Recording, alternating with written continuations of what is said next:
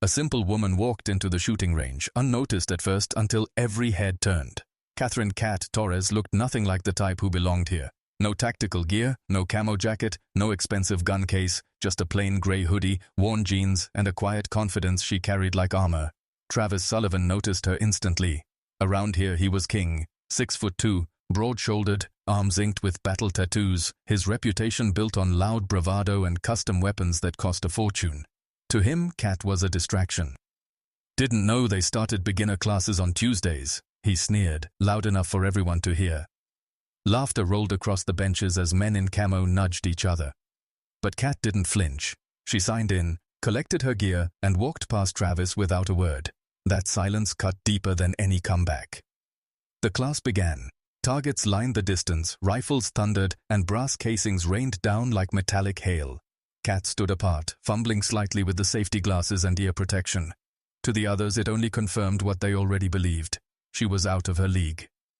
"Careful with that, sweetheart," Travis called as she picked up a pistol. "Don't want you shooting your own foot." More laughter, more eyes on her.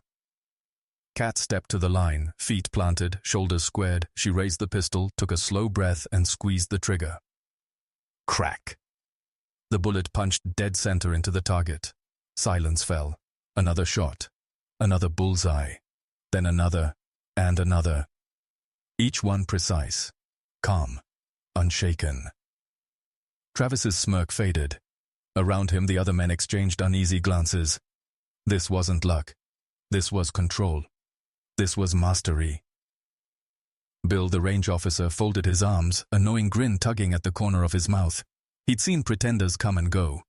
But this woman? She was the real deal. Cat reloaded without hesitation. Her movements efficient, practiced. The pistol was an extension of her hand, her aim unshakable. She didn't gloat, didn't even smile. She just fired, each shot slicing the silence, each hole carving through the doubt that had filled the air minutes earlier. When her magazine clicked empty, she lowered the weapon and calmly set it down. Her target sheet, riddled with perfect hits, spoke louder than any words. For the first time all morning, Travis had nothing to say. His audience, once quick to laugh at her, now stood frozen in stunned silence. Cat gathered her gear and walked past him, her expression as unreadable as when she arrived. No arrogance, no need to prove a point. She didn't have to. The target already had. Travis shifted uncomfortably, his arms still crossed over his chest, but the swagger had drained out of him. His buddies avoided his gaze. The same men who laughed with him minutes ago now stood silent, their admiration slowly tilting toward the woman they had mocked. Cat didn't look back. She moved with steady calm, as though what she had just done was nothing out of the ordinary. Because for her, it wasn't. For Travis, it was shattering. For everyone else, unforgettable. At the edge of the range, Bill, the range officer, leaned against the counter, arms folded, his weathered face cracked into a slow grin. He'd seen every type come through those gates. Braggarts, weekend warriors, amateurs pretending to be professionals. Rarely did someone leave him impressed. But this morning he tipped his cap ever so slightly in her direction.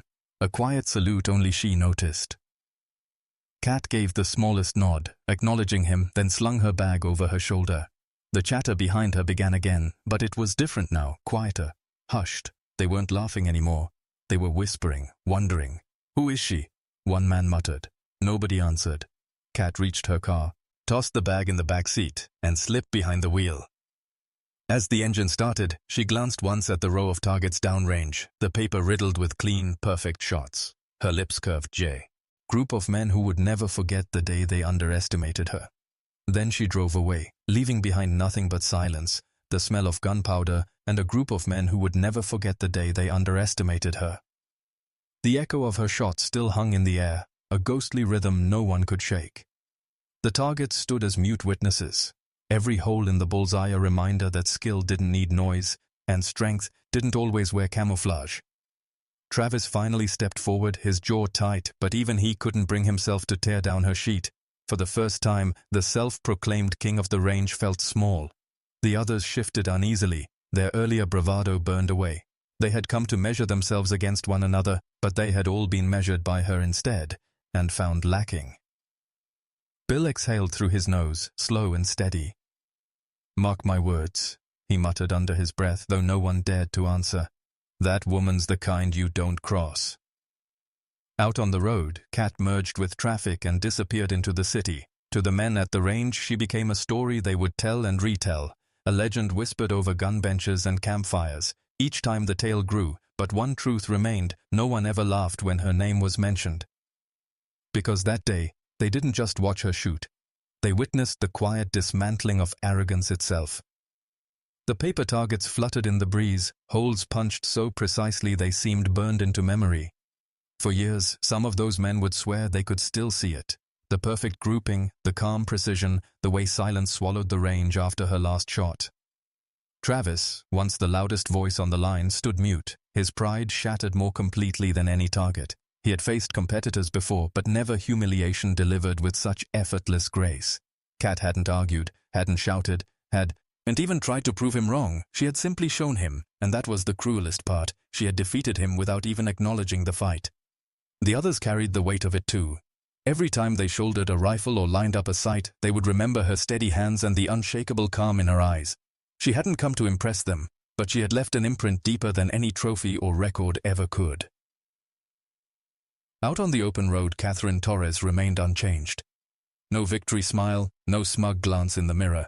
Just the steady hum of the engine and the quiet satisfaction of someone who knew exactly who she was, and didn't need anyone else's approval. At the range, the smell of gunpowder slowly faded, but the silence lingered like a scar. That morning would live in their minds not as just another practice session, but as the day a simple woman walked in, unarmed with bravado, and left carrying something far heavier: their respect. The men tried to resume their routines, loading magazines, sighting scopes, swapping stories. But the rhythm was gone. Every sound felt muted, hollow, as if the very air refused to return to what it had been before she arrived. They could fire 100 more rounds that day, but none of their shots would erase the memory of hers. For Travis, the sting was sharper. His reputation had been built on dominance, on always being the one others looked at with awe. Yet in a single morning, Kat had stripped that away without even glancing in his direction. She hadn't beaten him. She had dismissed him. That truth burned deeper than any bullet ever could. Bill, the old range officer, locked up later that afternoon and paused at the target stand where Kat's sheet still fluttered in the wind. He didn't tear it down. Instead, he let it hang, a quiet marker of what had happened. A story the paper itself seemed to tell, holes cluster, it in perfect symmetry, cleaner and truer than most men could ever dream of. By the next week, whispers had already begun to spread. The woman who outshot Sullivan. The ghost in grey.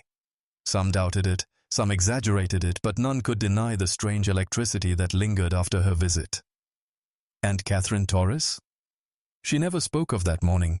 She carried on with her quiet life, never chasing recognition, never needing the validation others craved. For her, the range was just another stop, another reminder of skills honed long before men like Travis ever picked up a weapon. But for those who were there, it was something else entirely. It was the day their measure of strength was rewritten. The day they learned that legends don't always arrive with noise, swagger, or spectacle. Sometimes they walk in quietly, fire a few shots and vanish, leaving behind only silence, smoke, and a respect that time cannot erase. In the weeks that followed, the memory of her presence lingered like an echo no one could silence. Every new shooter who walked through those gates heard the story. At first it was told with smirks. You should have seen Travis's face. But over time, the laughter faded. The story shifted into something else, something heavier. It wasn't just about humiliation anymore, it was about awe.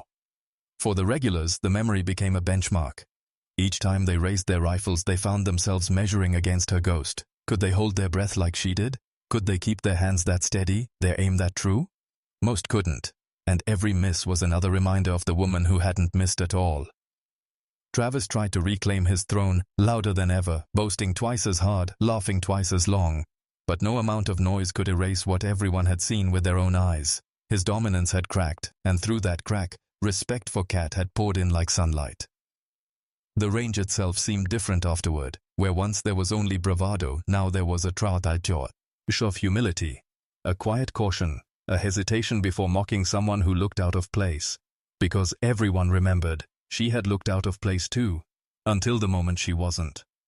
And though Catherine Torres never returned, her absence was almost louder than her presence. Every empty Tuesday morning carried the ghost of her footsteps. Every target pinned to the board seemed to beg comparison. She had walked in as nobody, She left as a story. And in the hearts of those men, she remained something more. A reminder that true power doesn't demand attention, it commands it silently, completely, and without asking permission. She had walked in as nobody. She left as a story. And in the hearts of those men, she remained something more. A reminder that true power doesn't demand attention. It commands it silently, completely, and without asking permission. What she left behind was more than perfect shots on a paper target. She left a silence that carried weight. A silence that changed the way they looked at strangers, at challengers, at themselves. Every man who had smirked now carried the sting of humility. Every man who had doubted now carried respect they couldn't put into words. For days Travis tried to drown it out with louder laughter, bigger boasts, and flashier rifles. But no matter how hard he tried, his voice always felt smaller. The memory of Kat's calm precision was louder than any story he could tell. The others remembered too. Each time they took aim, her ghost stood beside them, a quiet presence reminding them what real mastery looked like. Not loud, not proud, just steady, calm, unshakable. And though Catherine Torres disappeared back into the folds of ordinary life, she lived on in their retellings. At first, her name was spoken cautiously, almost reluctantly, as if admitting respect felt like betrayal.